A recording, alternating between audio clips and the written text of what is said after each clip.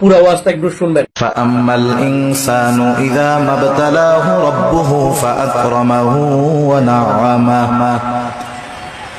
আল্লাহ রাব্বুল আলামিন বলেন, ফাআম্মাল ইনসানু ইযা মাবতালাহু রাব্বুহু, মানুষকে যখন তার রব পরীক্ষা করার জন্য ফাআকরামাহু ওয়া না'আমাহু, তাকে সম্মান দেয় আর সম্মান দেয়, সম্পদের মালিক বানায়া দেয়।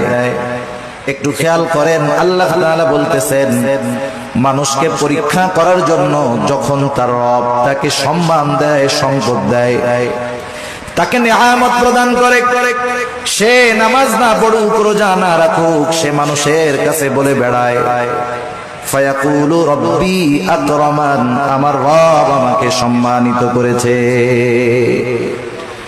আল্লাহ তাআলা বললেন আমি মানুষকে সম্মান, সম্পদ, নেয়ামত পরীক্ষা করার জন্য দেই, আর মানুষ